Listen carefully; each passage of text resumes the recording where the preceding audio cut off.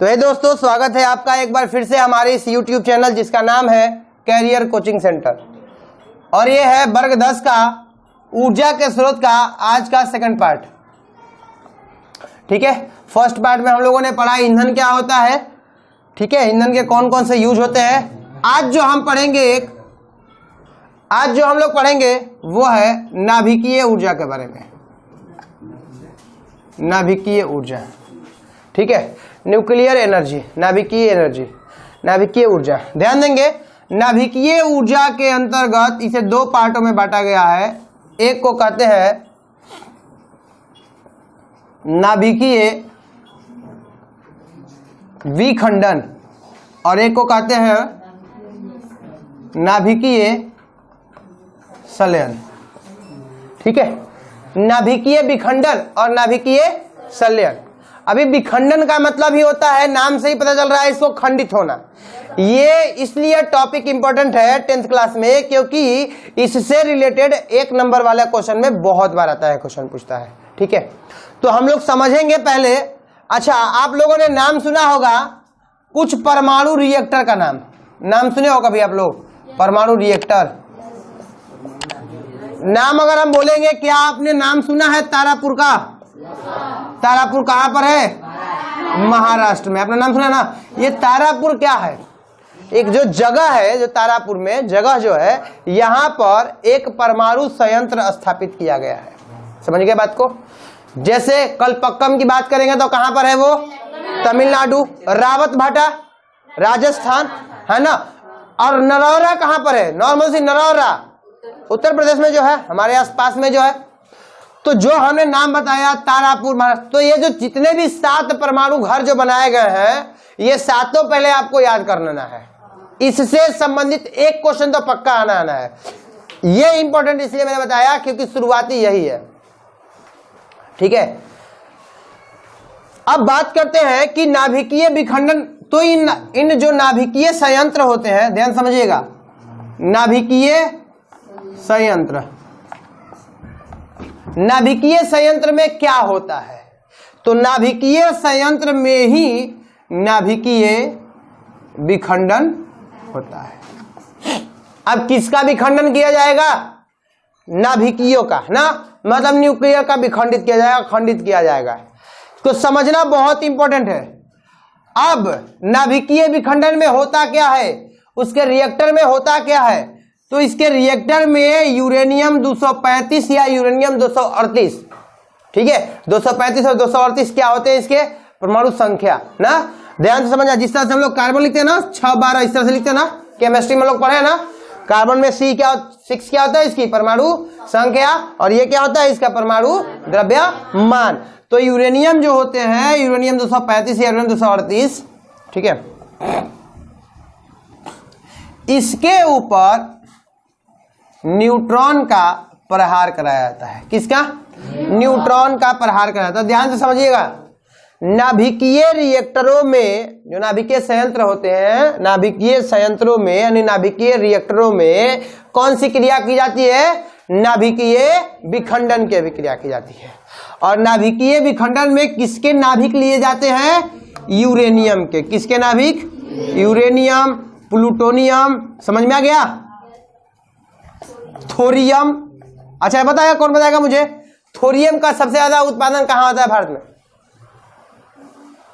ये आप लोगों के लिए क्वेश्चन है, आप लोग पता कर लोगे, बहुत इंपॉर्टेंट है। थोरियम का उत्पादन सबसे ज्यादा कहां होता है? आप ज्योग्राफी के चैप्टर में खोजोगे, ऊर्जा उसमें खोजोगे तब आपको पता चल जाएगा कि थोरियम कहां में प्राप्त किया था। इसका आंसर आप लोग खुद ही दीजिएगा मुझे, ठीक है। अगर आप वीडियो देखिएगा तो नीचे कमेंट बॉक्स में कमेंट कर दीजिएगा। बात करते हैं इसको, यूरेनियम 235 को और न्यूट्रॉन को। इस चीज को समझने से पहले हम लोग समझेंगे विद्युत ऊर्जा के बारे में, जो विद्युत का उत्पादन किया जाता है उसके बारे में। विद्युत का जो उत्पादन किया जाता है नॉर्मली, जनरली 3 तरीकों से किया जाता है। नंबर 1, समझ लेना बढ़िया से, तापीय संयंत्रों में, तापीय संयंत्रों से। दूसरा क्या होता है?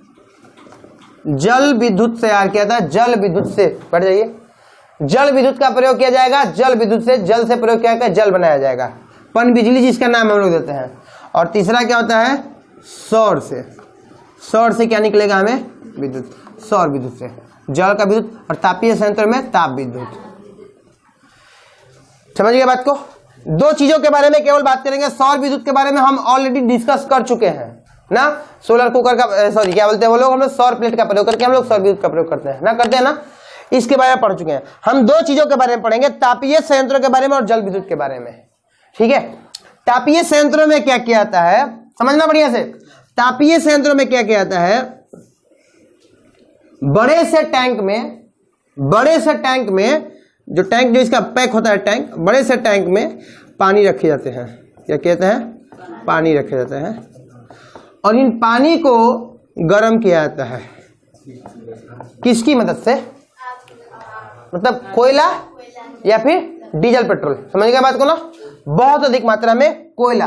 प्रत्येक दिन जो हम बिजली का भी यूज कर रहे हैं ना, यहाँ पे हम बिजली का यूज कर रहे हैं और वहां पर अभी भी कोयला जल रहा होगा, अभी भी कोयला ट्रक से ट्रक आ रहा होगा, भट्टी में डाला जा रहा होगा, पानी को खोलाया जा रहा होगा।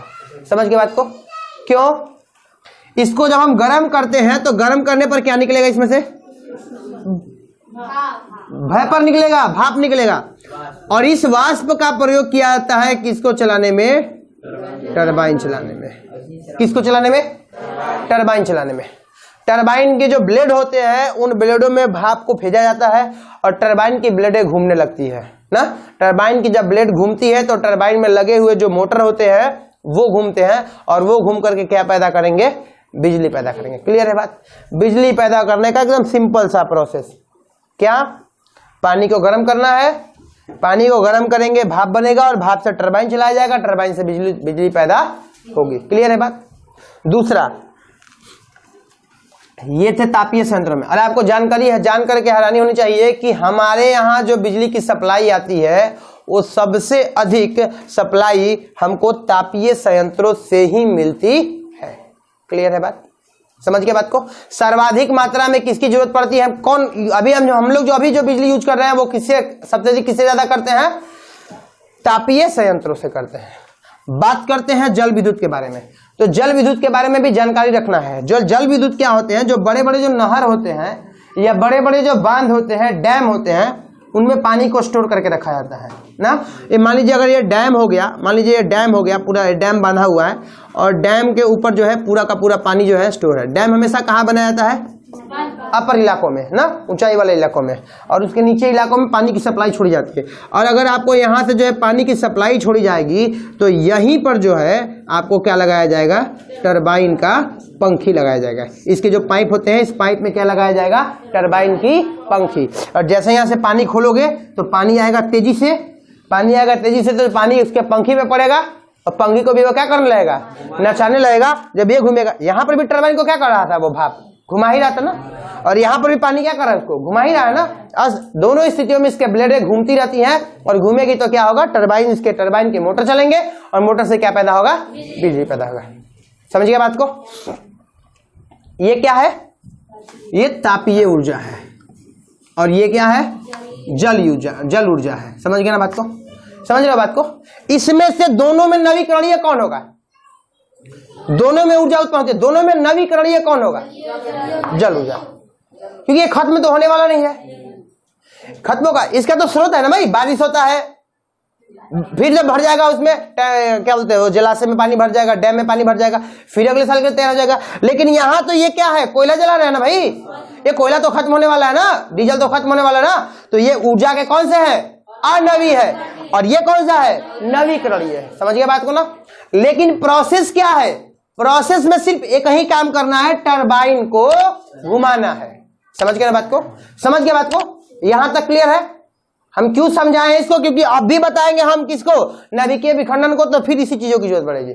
समझ गए बात को। तो आते हैं, ये हम लोग समझ गए ना। तो हमको जो है जल विद्युत के बारे में भी जानकारी नहीं लेना, हमें बात करना है किसके, तापीय ऊर्जा के। तो जल को गर्म करना है, बस इतना ही काम करना है। समझ गए ना बात को, ध्यान देंगे। तो अब हम आते हैं अपने पॉइंट के ऊपर। हमारा क्या था, नाभिकीय संयंत्र, ठीक है, नाभिकीय संयंत्र।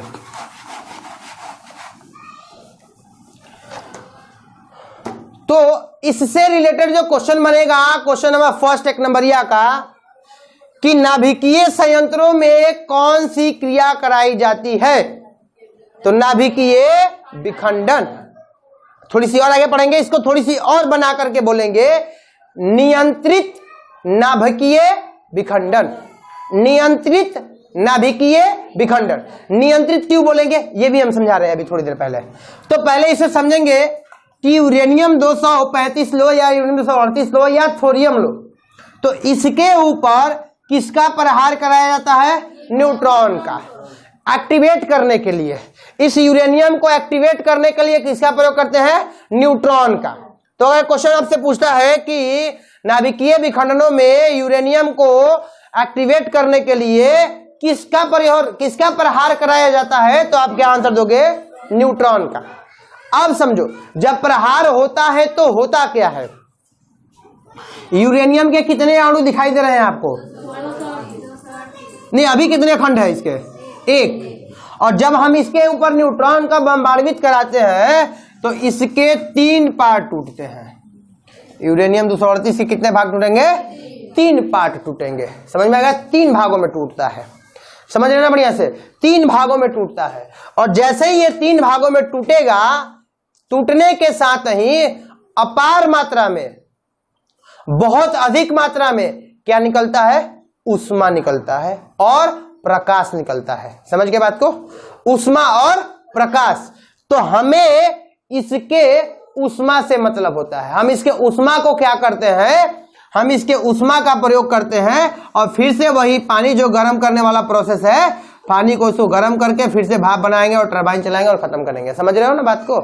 यानी जिस जगह पे हम कोयला जला रहे थे, डीजल पेट्रोल जला रहे थे, अब हम यहां पर क्या करेंगे? यूरेनियम का प्रयोग कर रहे हैं। क्लियर है बात? तो एक बार प्रहार हुआ, बस एक बार एक्टिवेट करके छोड़ दिया जाता है, 4-5 साल के लिए छुट्टी हो जाता है वो। और 4-5 साल तक लगातार इसमें होता क्या है?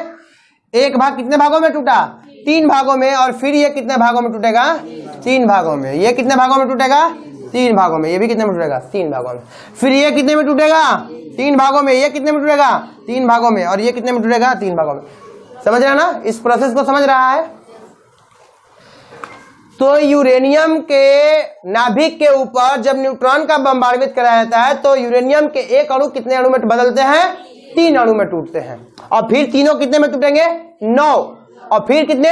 27, 81। समझ गया बात को? ये क्या हो जाते हैं? अनियंत्रित। हाँ,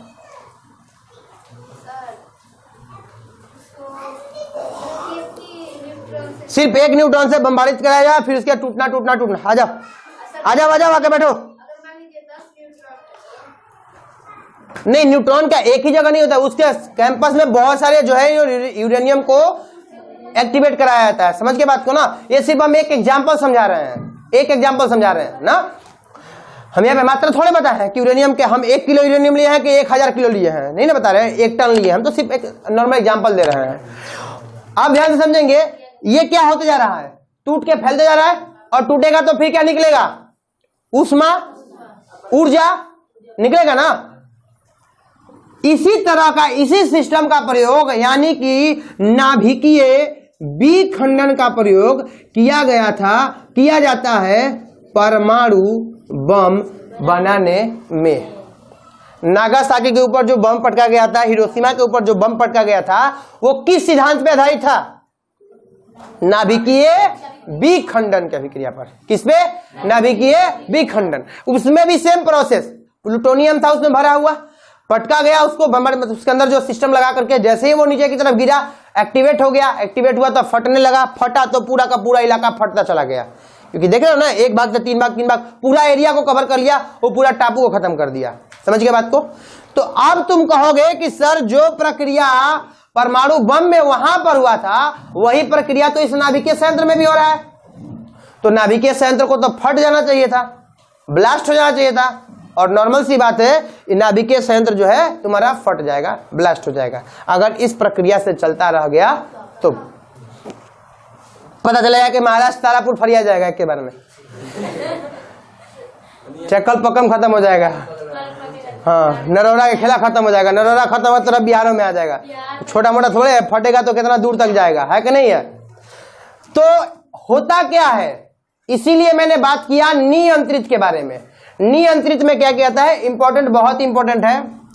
होता क्या है, 3 भागों में तो टूटा, लेकिन हम एक धातु का प्रयोग करते हैं, हम एक छड़ का प्रयोग करते हैं, उस छड़ का नाम है कैडमियम का छड़। हटिए, सब गधा भरा है यहाँ पर। चल बैठो वहां पर, बस हिलना मत कैमरा से, कोई बैठ जाओ, जगह दे दो, एडजस्ट करो सब इसी में।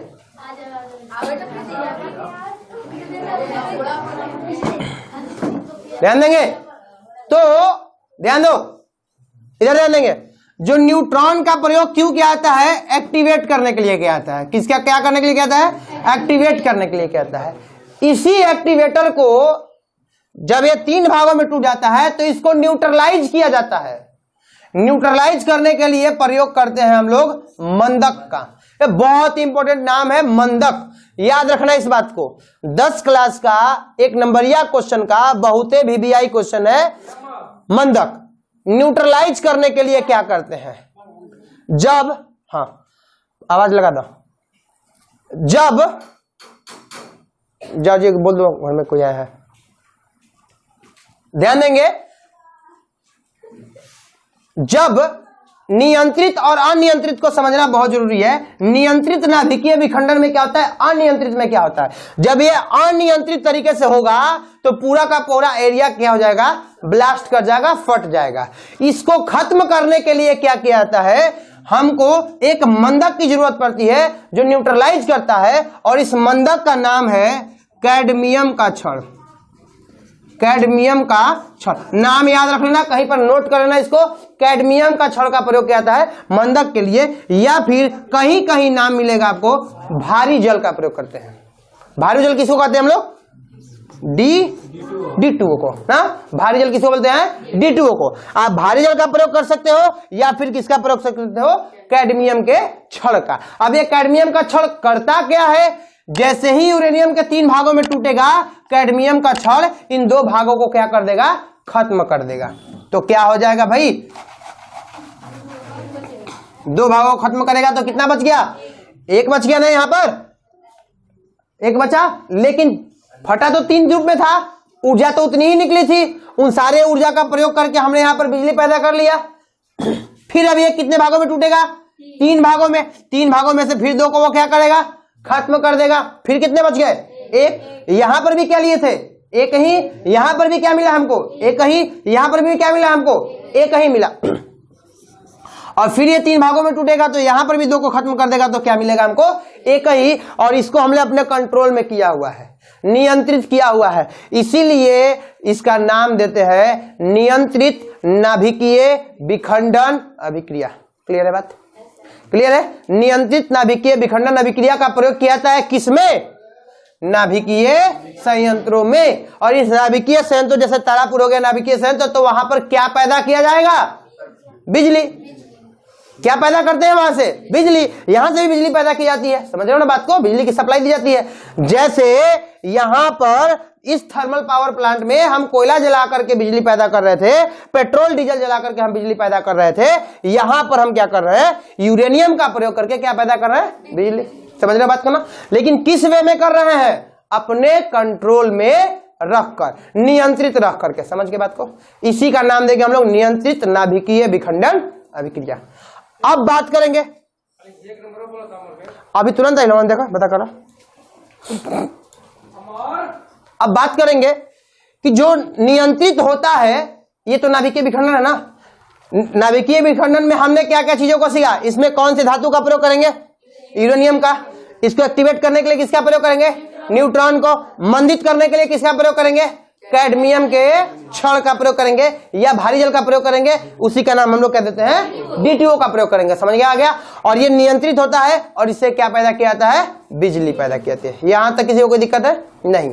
अब बात करेंगे परमाणु बम में किसका प्रयोग करते हैं हम लोग, तो परमाणु बम में हम प्रयोग करते हैं नाभिकीय विखंडन को ही, लेकिन वो नियंत्रित में नहीं रहता है। वो कैसे रहेगा, अनियंत्रित रहेगा। उनको वीडियो को रोकिए, रोकिएगा, बंद मत कीजिएगा, ठीक है। तो अब बात करते हैं नाभिकीय विखंडन का काम खत्म हो गया। तो परमाणु बम में किसका प्रयोग करेंगे? नाभिकीय विखंडन का प्रयोग होता है। ठीक है,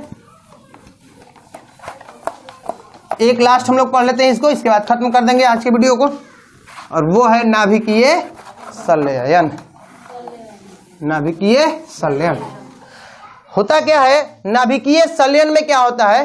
संयुक्त होता है संलयन। संलयन में क्या कहता है? जुड़ता है, जुटेगा। ठीक है, कौन कौन जुटेगा? हाइड्रोजन और हीलियम। किसके किसके प्रयोग किया जाता है इसमें? हाइड्रोजन और हीलियम का प्रयोग किया जाता है।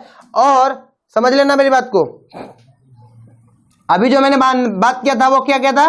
परमाणु बम ना, परमाणु बम के बारे में बात किया था। अभी ध्यान से समझ लेना, नाभिकीय जो बम होते हैं, न्यूक्लियर बम जो होते हैं, नाभिकीय बम, ये परमाणु बम हो गया। परमाणु बम अगर बाबा है तो नाभिकीय बम क्या है? को दादा है। नहीं, मौसा नहीं है, मौसा नहीं है, दादा है। कहने का मतलब हुआ कि अगर ये 1000 किलोमीटर के एरिया को खत्म करेगा तो ये 10,000 को खत्म करेगा। ठीक है, ये इससे कहीं ज्यादा तगड़ा होता है। कौन? नाभिकीय बम, न्यूक्लियर बम। और इसमें कौन सी प्रक्रिया अपनाई जाती है? नाभिकीय संलयन की प्रक्रिया अपनाई जाती है। और बहुत ही इंपॉर्टेंट टॉपिक इसमें से संबंधित में आता है, इसमें क्या होता है? हाइड्रोजन और हीलियम के जो नाभिक होते हैं, इनको एक्टिवेट करने के लिए पहले ही बहुत उच्च मात्रा में ऊष्मा देनी पड़ती है, शुरुआत में ही बहुत उच्च मात्रा में ऊष्मा देनी पड़ती है। और हाइड्रोजन और हीलियम के नाभिक तेज गति से घूमते हैं, और घूम करके दो नाभिक, हाइड्रोजन और हीलियम के अलग अलग नाभिक तेज गति से घूमते हैं आपस में, और घूम करके क्या करते हैं? एक बड़े से नाभिक का निर्माण करते हैं। समझ में आ गया? और यही जो प्रक्रिया होती है, नाभिकीय संलयन की प्रक्रिया जो होती है, वो किसमें होती है? सूर्य में होती है।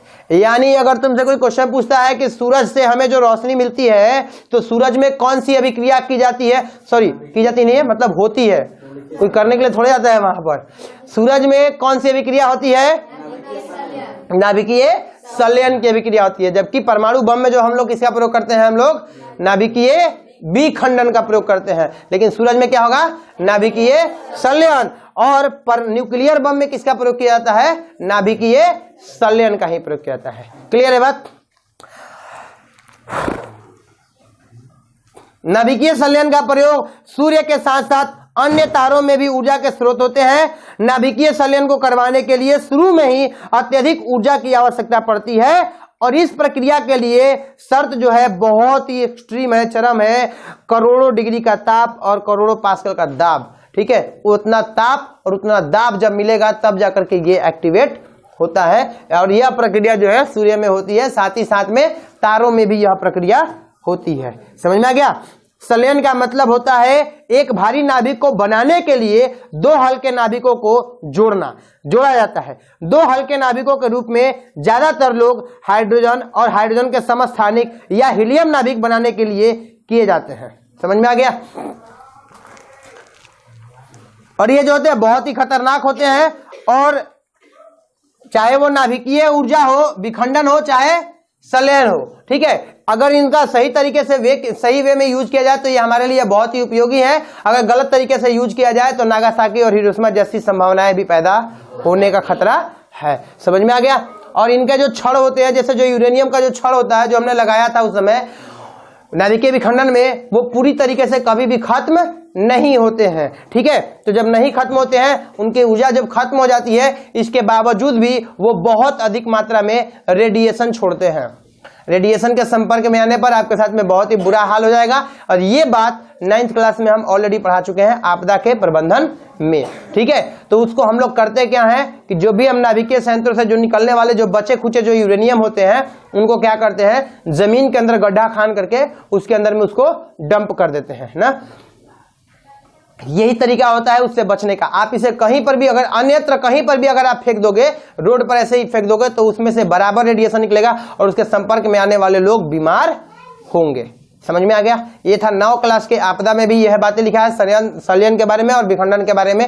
और एक और बात मैं बता देना चाहता हूं कि नाभिकीय विखंडन जिसका प्रयोग हम बिजली पैदा के लिए करने के लिए करते हैं, सेम इसी का प्रयोग जो है हम पनडुब्बी में भी करते हैं। पनडुब्बी जानता है ना?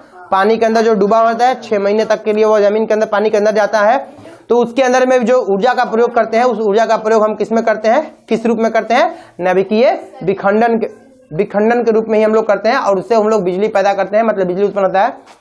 और अमेरिका जैसे देश जो है नाभिकीय विखंडन यूज कर लेने के बाद में उस बचे हुए यूरेनियम को क्या करते हैं, इसी तरीके से समुद्र में क्या कर देते हैं, डंप कर देते हैं। समझ में आ गया ना बात को, जिससे उसमें के रहने वाले जीव जंतु पर भी बुरा असर पड़ा है। क्लियर है बात। ये थे आज के हमारे सेशन। किन्हीं लोगों को कोई सवाल पूछना है इससे संबंधित पूछ सकते हैं। मंदक, उसको न्यूट्रलाइज करना, रोकना। जिस तरीके से आप अगर आग जलाए हुए हो और आग को बुझाना है तो आप उसमें क्या डालोगे, पानी। पानी एक मंदक के रूप में प्रयोग किया जाएगा। ठीक उसी प्रकार से विखंडन को नियंत्रित करने के लिए मंदक का प्रयोग करते हैं, कैडमियम का छड़ का प्रयोग करते हैं, या भारी जल का प्रयोग करते हैं। Next question. हाँ, कैडमियम का छड़, जैसे आप लोहे का छड़ देख रहे हो तो लोहे के धातु का बना हुआ है, लोहे का छड़ है। कैडमियम धातु का बना है, कैडमियम का छड़ है। ग्रेफाइट धातु का बना है, ग्रेफाइट का छड़ जो पेंसिल में लगाते हैं हम लोग। यूरेनियम में यूरेनियम ही बचेगा ना, क्या बचेगा, वो यूरेनियम है तो गुड़ चीनी थोड़े बन जाएगा। हानि इससे बना, क्योंकि यूरेनियम तो होता ही है हानिकारक। आप कभी पीरियोडिक टेबल देखे हो ना, पीरियोडिक टेबल में जो एफ ब्लॉक होता है ना नीचे में, वो एफ ब्लॉक सारे के सारे यूरेनियम से संबंधित होते हैं। उनमें एक अजीब तरह का डिजाइन बनाया होता है। ये 9 क्लास में पढ़ाया जा चुका है।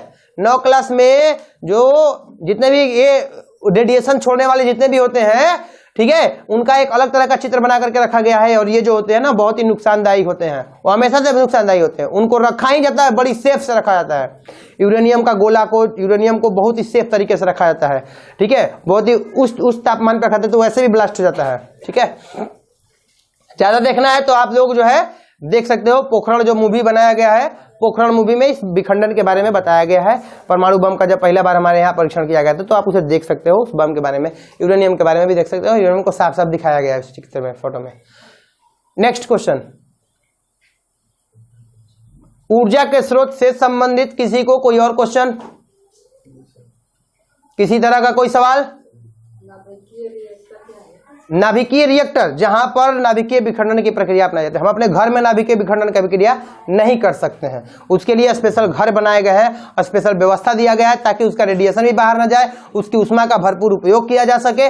और सबसे जरूरी बात होता है कि नाभिकीय विखंडन की अभिक्रिया सही सलामत हो जाए, कहीं ब्लास्ट ना करे। नहीं तो अपने घर में करोगे, ब्लास्ट हो गया तब खेल खत्म हो जाएगा, घर द्वार से ले सिंगनी गाँव फरियाद हो गए। Next question. हाँ, ज्वालामुखी से उद्भासित जब होता है तो उसकी गर्मी का उपयोग करता है, वो बहुत हाईली होता है, सब कोई उसका यूज नहीं कर पाता है। अमेरिका जैसा देश जो है, और एक और देश का नाम दिया गया, उसका प्रयोग करके जो लोग किया जाता है। गर्म स्पॉट का भी प्रयोग करते हैं हम लोग। गर्म स्पॉट जानते हैं ना, कहीं कहीं जगह ऐसे भरे पड़े हैं जहां से जमीन में से भाप निकलता है, पता है ना आपको। ऐसे जमीन फटा हुआ है, दरार फटा हुआ, उसमें से भाप निकलता है ना, क्योंकि जो ज्वालामुखी जो होते हैं, ज्वालामुखी का जो मैग्मा होता है और पानी के जब संपर्क में वो आता है तो उसमें से भाप बनता है, वो बराबर भाप निकलता रहता है। येलो स्टोन करके कोई पार्क है, ठीक है, येलो स्टोन करके किताब में लिखा हुआ होगा, येलो स्टोन नाम का कोई पार्क है, उस जगह पे ये भाप, बुक में देखना है और कहाँ देखना है, कहीं घर पे, कभी घर पे एक बार देख लिया करो किताब को। तुम्हारे सामने ये बहुत ही महान चीज लिखा हुआ है, किताब है, इस किताब का यूज तो कभी करते नहीं हो।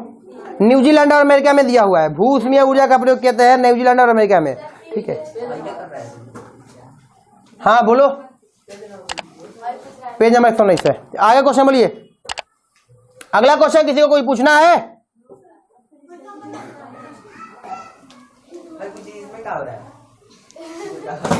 कुछ नहीं हो रहा। चलिए आज के लिए वीडियो यहीं पे खत्म करते हैं, मिलते हैं अगले दिन, तब तक के लिए जय हिंद जय भारत।